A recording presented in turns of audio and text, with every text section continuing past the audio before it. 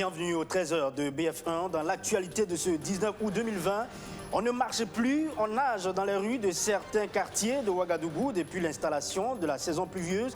Des propos des habitants de Noncé ou Rimkieta qui s'improvisent agents des bâtiments et des travaux publics pour révertir leur voie avant de rejoindre le centre-ville. Rue non bitumée, non pavée, sommeil troublé quand le ciel s'assombrit. Voilà le cri d'amertume des habitants de ces quartiers. Constat à suivre dans ce journal. Fini les Jeux Olympiques, place maintenant aux Paralympiques. À Tokyo, Victorine Guissou et Ferdinand Compaoré défendront les couleurs du Burkina Faso dès le 26 août prochain. Le ministre des Sports est au chevet de ces athlètes paralympiques pour marquer la solidarité du gouvernement. Victorine et Ferdinand ont reçu leur billet d'avion. Quel est leur état d'esprit actuel? Vous les entendrez dans ce 13h. Et puis dans le Namentenga, les populations et les 5000 maraîchères autour du barrage de Zéguédéguin sont dans le désarroi. Les digues de la retenue ont totalement cédé le dimanche dernier et pourtant, les populations avaient attiré l'attention du gouvernement depuis des semaines. Nous reviendrons sur cette actualité tout à l'heure. Voilà donc pour le sommaire. Bonjour à tous. Vous le savez bien, nous sommes en saison pluvieuse. Période difficile donc pour de nombreux Burkinabés résidant dans des quartiers difficiles d'accès. Pour sortir ou entrer, c'est donc la croix et la bannière. C'est ce que vivent les habitants de Rimkieta ou encore Noncé par exemple, qui disent se sentir oubliés car les rues ne sont pas bitumées. À Noncé, on nage même pour sortir du quartier. C'est ce que quelques riverains comptent au micro de Abdouaziz Saré et Raoul Nassa. Il place des pneus pour signaler la présence d'un creux en dessous de cette flaque d'eau. Parce que tout de suite, là, il y a des camions qui viennent foncer ici. Donc on met les pneus là pour que si quelqu'un vient maintenant, ils vont contourner maintenant. De contourner à gauche ou à droite pour passer. Sinon, s'il entre au milieu seulement, il va foncer encore. Des eaux stagnantes de ce genre, on en trouve dans presque toutes les rues des quartiers Rimkieta et Noncé de Ouagadougou. Depuis l'installation de la saison pluvieuse, il est impossible de sortir aisément de sa concession, selon les habitants de ces zones. Depuis le début du mois de août, si tu veux sortir, il faut sortir avec des soucis de sécurité pour pouvoir mieux nager. On ne marche plus, on nage. Oui, nous sommes en train de nager dans l'eau depuis que les pluies diluviennes ont commencé. On ne fait que nager. Depuis 1985, ça a été loti. Et les quartiers qui viennent d'être lotis récemment ont des goudrons. Regardez, ça c'est une humiliation totale à notre population. Je l'ai dit, ils nous ont sous-estimés. Et lors des campagnes, chacun vient se présenter gaillardement que votez-moi, votez-moi. Nous, on va voter les arbres là maintenant. Au quartier Patte d'Oie, c'est le sommeil qui est devenu difficile à trouver selon les riverains. Le manque d'ouvrage d'assainissement dans cette partie du 12e arrondissement de la capitale a fait de certaines habitations des lieux de rétention d'eau de pluie. Quand il pleut, on ne dort pas. On est obligé de s'asseoir comme ça jusqu'au matin. Hein? Par exemple, la pluie hier soir, l'eau est montée jusqu'à mon salon. Vous voyez, à mon âge là, il faut tout le temps balayer jusqu'au matin. C'est pas facile. Franchement, c'est pas facile pour nous. S'il y avait un caniveau, ça allait nous faciliter la tâche. Nous souffrons, nous souffrons. Pour tenter de résoudre un tant soit peu ce problème, les jeunes du quartier disent avoir creusé ce caniveau. Mais jusque-là, rien ne va. Oui, c'est nous-mêmes qui l'avons créé ce caniveau. Comme il n'y a pas de passage pour que l'eau puisse partir. Néanmoins, c'est compliqué. Voilà, il n'y a pas de construction. Là, on a essayé de faire de notre mieux. Les moustiques, ça, c'est pas du jeu. Il y a le palu qui est là. Il a fallu prendre des pulvériseurs, des anti-moustiques pour s'en sortir. Les enfants tombent malades à tout moment. On a des nouveaux-nés. C'est pas facile. Il y a les vieilles qui sont malades. Voilà, c'est pas facile. On essaie de faire avec. Fatigués de vivre cette situation à chaque saison pluvieuse, ils demandent aux autorités de leur venir en aide.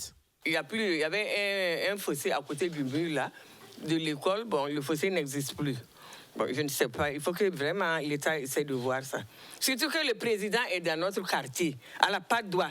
Et nous ne pouvons même pas... Non, c'est pas il ne faut pas rire, c'est vrai. C'est une réalité.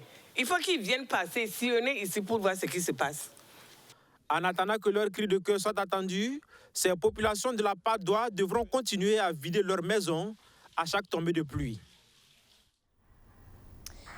Dans le Damantaga, c'est l'eau qui se vide du barrage de Zéguénéguin. L'infrastructure a finalement cédé le 15 août aux grandes dames des populations et des milliers de maraîchers qui étaient donc adossés à la retenue d'eau. Des populations qui avaient pourtant donné l'alerte au gouvernement. Le gouvernement qui n'a pu rien faire car le barrage de Zéguénéguin n'était pas donc un cas isolé. Pour l'heure, on note 500 barrages sur 1200 que compte le Burkina Faso qui doivent être réhabilités d'urgence. Toutes les précisions avec Archimède Boy. La digue du barrage de Zéguénéguin, commune située dans la province du Namantenga, a finalement cédé dans la matinée de ce 15 août aux grandes dames des populations qui assistent impuissantes à cette retenue d'eau qui se déverse dans la nature. Désormais, il n'est plus possible d'avoir accès à Tougouri ou Boulsa via Zéguénéguin, car cet ouvrage servait jusque-là de route pour rallier ces différentes localités. Surprise ou suite logique de l'état de dégradation déjà avancé de cette infrastructure. Le 15 juillet dernier, soit un mois avant, les signes annonciateurs de la vétusté et du manque d'entretien de ce barrage, réalisé il y a 34 ans, étaient là, menaçant ainsi l'activité d'environ 5000 maraîchers utilisant cette eau. Ces usagers exprimaient en son temps leur mécontentement face aux experts des infrastructures hydrauliques qui estimaient ne pas pouvoir faire grande chose avant la fin de la saison pluvieuse. Les vieux de notre population ne sont pas contents. Comme la solution, vous dites qu'il n'y a pas de solution pour arranger ce truc-là, ils ne sont pas contents. Parce que le riz que nous cultivons, là, c'est 52 hectares. Les cultures maraîchères, là, ça vaut 100 hectares. Maintenant, les enfants sont ici, il n'y a pas de travaux. Comment on va faire? Et ce qui devait arriver, arriva. Le ministre en charge de l'eau a produit un communiqué pour exprimer sa solidarité aux populations concernées et rassurer que des dispositions seront prises pour une reconstruction de l'ouvrage dans les meilleurs délais. Mais en attendant, que faire? C'est la question que se posent les 5000 maraîchers dépendant de cette ressource en eau. Il n'y a pas que Zéguénéguin. Récemment, c'était celui de Zungu dans le Ganzourgou et l'Élexé dans l'Oubritenga. Sur les 1200 barrages que compte le pays, 500 sont dans le même état. Face à ce syndrome qui menace ces infrastructures hydrauliques, le ministre Ousmane Nakro annonce la réhabilitation urgente d'une dizaine de retenues d'eau qui se trouvent dans un état critique. Et parlant justement de retenue d'eau, le Burkina Faso a besoin fortement de cette ressource pour pérenniser son agriculture. Pourtant, ces retenues d'eau se font de plus en plus rares. Il faut alors prendre soin de ces retenues d'eau et protéger en tout cas ce qu'il en reste. Et c'est tout ce que recherche donc le Programme national pour la gestion intégrée des ressources en eau. Il a tenu sa deuxième session du comité de revue annuel le mardi dernier.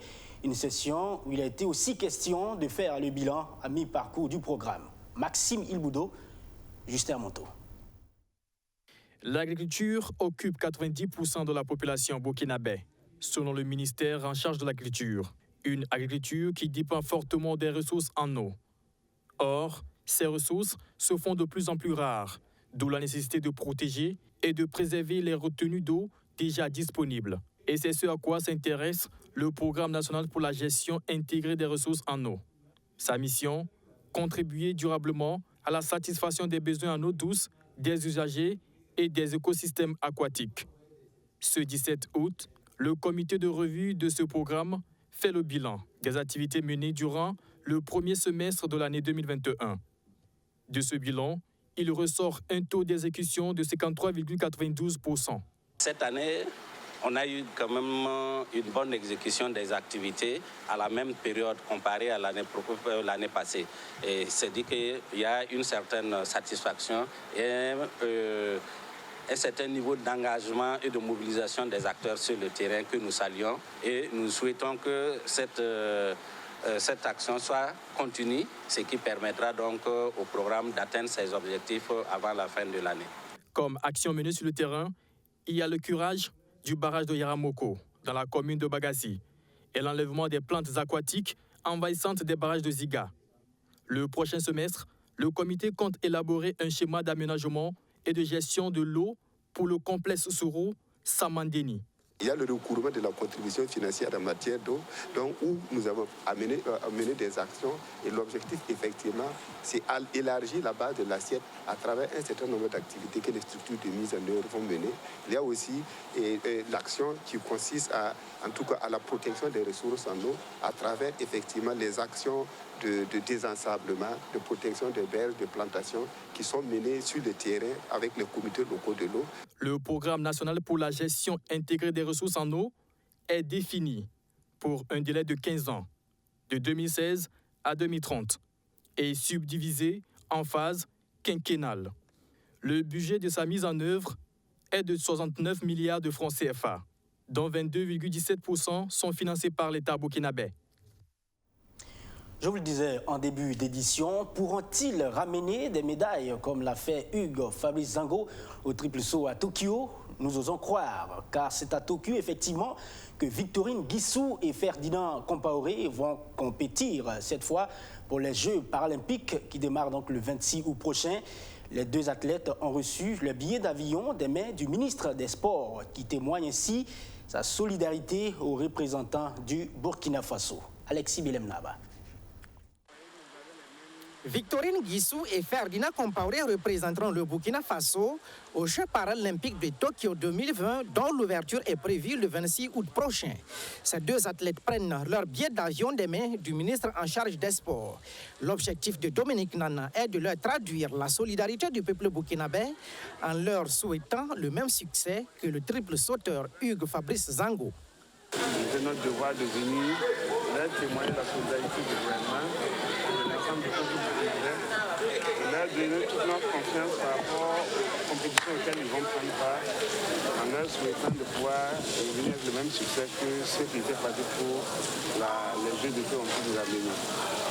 C'est ce sentiment d'inclusion, de considération de ces athlètes, qui sont des athlètes au même titre que les autres athlètes, que nous sommes venus apporter ce soir. Ferdinand Compaoré, malvoyant, représente le Burkina Faso en athlétisme pour les 100 mètres et 1500 mètres et au saut en longueur. Quant à Victorine Guissou, handicap moteur, elle défendra les couleurs nationales au lancer de poids et de javelot. Tous deux promettent de hisser haut l'étendard national. Déjà même je suis contente, c'est pas facile, c'est pas donné à n'importe qui de participer à un jeu mondial du haut niveau. Vraiment, moi, je suis très heureuse de cette compétition. J'attends un bon résultat pour le Burkina. Et je peux dire qu'en Tokyo, on part pour compétir. Donc, vraiment, je suis très content de participer aux Jeux paralympiques mondiaux. Moi, mon objectif, c'est d'avoir vraiment une médaille. Victorine Guissou a été 2 fois médaillée de bronze, d'abord à Marrakech en 2020 et ensuite à Tunis en 2021. Des médailles, des buts et de la bonne prestation, c'est ce que les Burkinabés attendent des étalons qui ouvrent le bal de la Coupe d'Afrique des Nations 2022 contre les Lions indomptables du Cameroun. Voilà, j'y arrive. C'est la grande affiche en match d'ouverture en janvier prochain. Et l'histoire se répète donc pour le Burkina Faso. Comme à la dernière CAN en 2017 au Gabon, les étalons vont évoluer dans la poule A, où est logé justement le pays organisateur, le Cameroun. Quelles sont les forces des Burkinabés? Pourront-ils justement tirer leur épingle du jeu? Madi Zango et Arsène Konditamné nous proposent une analyse. Le tirage au sort des poules de la CAN 2021 a mis le Burkina Faso dans le groupe A, en compagnie du Cameroun, pays organisateur, de l'Éthiopie et du Cap-Vert. Ce sont toutes de vieilles connaissances des étalons dans l'arène des compétitions de la CAF. Depuis Yaoundé, le sélectionneur national donne sa lecture de la poule. Le match d'ouverture face au pays organisateur, ça c'est déjà une difficulté majeure parce que ce n'est pas toujours facile. Jouer contre le pays organisateur. Alors, hormis cela, je pense que dans la poule, quand même, il y a un nivellement de valeurs que je constate. Alors, quand on prend, bien sûr, en dehors du Cameroun, le Burkina, le Cap-Vert et puis l'Éthiopie. Bon, je pense que dans ces derniers moments, il y a vraiment un nivellement de valeurs. Donc je pense que c'est un groupe ouvert où chacun aura sa chance et chacun devra en tout cas se battre, en tout cas pour se hisser, en tout cas prendre un ticket de qualificatif. En tout cas, je trouve que sans que ce ne soit un groupe la mort ni un groupe facile, en tout cas je pense que c'est un groupe homogène, j'allais dire équilibré, à l'image même des autres groupes quand on est bien. Alors donc pour moi, je pense que le Burkina n'a pas tiré non plus la même. Sur le plan émotionnel, les Burkinabés ont de quoi se réjouir de ce jeu du hasard. Chaque fois que les étalons se sont retrouvés dans la même poule que le Cameroun en phase finale, ils ont atteint les demi-finales. En 1998 déjà, le Burkina, pays organisateur, a perdu en match d'ouverture contre le Cameroun. Les étalons ont fini 4e. En 2017, Burkinabés et Camerounais étaient dans la même poule. Le face-à-face a accouché d'un match nul, un but partout. Au finish, le Burkina était sur le podium de la CAN. En 2013, en Afrique du Sud, les étalons ont laminé les Warriors d'Éthiopie à Nelspruit, 4-0 en match de poule. Le Burkina finit 2e de la compétition, derrière le Nigeria. Pourtant, on n'avait jamais vendu cher la peau de nos étalons avant ces tournois. Les réalités d'une phase finale sont totalement différentes des éliminatoires. Les matchs sont plus rapprochés, plus intenses et demandent donc plus d'énergie. Le meilleur moyen pour être en phase avec les ambitions, c'est la préparation. Elle doit être bien pensée pour que les joueurs arrivent au Cameroun avec une forme optimale.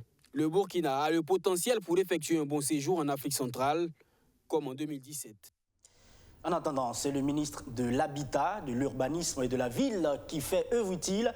Accompagné de sa famille et de ses proches, ils ont mis en terre 200 plants dans son bosquet situé dans le village de Tanili, c'est dans le Bazega. Un acte qui intervient dans le cadre de la commémoration de la Journée nationale de l'arbre. Une manière pour Maître Benewende Sankara d'amener tous les citoyens à s'investir dans la préservation de l'environnement. Archimède Boy. Maître Benewende Sankara met en terre un flamboyant dans son bosquet familial à Sapone, commune située dans la province du Bazega, à moins d'une heure de route de Ouagadougou. Son épouse, ses enfants et ses amis l'accompagnent dans cette action qui entre dans le cadre de la commémoration de la Journée nationale de l'arbre. Le président de l'UNIPS veut ainsi inspirer d'autres citoyens à s'investir pour la préservation de l'environnement. Surtout les cadres qui peuvent s'impliquer à le faire pour reverdir davantage le Burkina Faso, lutter contre les changements climatiques et contribuer simplement à un cadre de vie plus épanoui, un cadre de vie harmonieux qui naturellement contribue au développement de notre pays. Pour le député Lizongo, cet acte cadre parfaitement avec la vision sankariste de l'environnement. Je pense que c'est une suite du combat du camarade président Thomas Sankara, qui est les 3 luttes que le camarade président Benewende est en train de suivre. Et aujourd'hui, nous pouvons dire que le combat du président Benewende ne semble pas seulement pas un combat, c'est tout le front. Parce que protéger un arbre, planter des arbres et initier un bosquet familial, c'est vraiment nos initiatives. Ce sont au total 200 plants qui sont mis en terre dans ce bosquet de 25 hectares, totalement entretenu depuis une trentaine d'années par la famille Sankara. C'est une autre action de solidarité que la République populaire de Chine fait au Burkina Faso en cette période d'urgence alimentaire. C'est plus de 5000 tonnes de riz que le pays de Xi Jinping offre aux personnes vulnérables. Le geste ravit tout simplement le Comité national de sécurité alimentaire. On voit tout cela avec Amadou Diko et Justin Amanto. 5331 tonnes de riz au profit des personnes vulnérables. C'est le geste de la République populaire de Chine à l'endroit du peuple burkinabé. La République populaire de Chine témoigne ainsi son soutien au Burkina Faso en apportant une réponse à l'urgence alimentaire dans un contexte sécuritaire et sanitaire difficile. Aujourd'hui, ça doit être la remise de la dernière tranche de ce ton, 5331 tonnes de riz, qui arrive justement à temps. J'espère que ça peut donner un peu de soulagement, un souffle de soulagement pour surtout les personnes déplacées qui toujours en souffrent d'une situation plus ou moins précaire. Entre la Chine et le Burkina Faso, l'agricole reste toujours la priorité dans notre programme de coopération. Et le thon du riz, ça constitue toujours un volet, mais on compte toujours sur la contribution technologique, la contribution surtout de notre expert qui travaille ici pour donner plus de capacité aux agriculteurs qui travaillent ici sur le sol. Le gouvernement burkinabé, à travers le Conseil national de sécurité alimentaire, exprime toute sa satisfaction et ses remerciements à l'endroit du peuple chinois pour ce don. Nous avons une appréciation bien sûr positive parce que nous avons une population vulnérable qui s'augmente de jour en jour avec ces déplacés internes. Et nous avons déployé des moyens qui ne sont pas suffisants. Et donc, ce don vient contribuer donc, aux actions qui sont déjà engagées pour soulager donc, la pénibilité donc, des populations vulnérables. Le Conseil national de sécurité alimentaire entend mettre en place dans les prochains jours un comité technique qui se chargera de la répartition des vivres aux bénéficiaires. La dernière actualité de ce 13h nous conduit au Mali. Voilà donc 1 an que le président malien Ibrahim Boubacar Keïta a été renversé du pouvoir. Assimi Goïta, qui depuis lors est le président du Mali, a fait une sortie médiatique où il justifie les raisons de ce coup d'État. Il parle d'un sursaut patriotique car le Mali avait besoin donc de rupture et de changement. Regardez. Il y a tout juste 1 an, le président malien Ibrahim Boubacar Keïta a été renversé lors d'un coup d'État militaire. Le lendemain, le colonel Assimi Goïta se présentait comme l'homme fort avant d'être investi président de transition quelques mois plus tard. La veille de la date anniversaire, le colonel s'est exprimé et a tenu à se justifier sur les événements. Ce qui s'est produit le 18 août est un aboutissement. L'effondrement de l'État survenu le 22 mars aurait dû être suivi d'un sursaut patriotique. En lieu et place, ce fut une gestion dont l'une des conséquences majeures fut la déliquescence de la gouvernance. Des hommes et des femmes se sont retrouvés pour exprimer leur volonté de rupture et de changement. Le peuple a répondu massivement à l'appel. L'armée nationale, votre armée, ne pouvait rester dans l'attentisme. Elle a donc pris ses responsabilités pour intervenir et permettre la concrétisation du vœu populaire, le changement. Le colonel Assimi Goïta a déjà réalisé un second coup d'État avant son investiture officielle en juin dernier, en renversant le président de transition et le Premier ministre. Lors de son discours à la télévision, il a rappelé son intention d'organiser des élections crédibles, justes, transparentes, aux échéances prévues le 27 février 2022, qui devraient permettre un retour à un régime civil. Voilà, c'est ici qu'on met un point final à ce 13h. Merci à vous de l'avoir suivi. Je serai ravi de vous retrouver demain pour une autre session d'information. Prenez bien soin de vous et des autres. Les programmes se poursuivent toujours sur BF1, la chaîne au cœur de nos défis.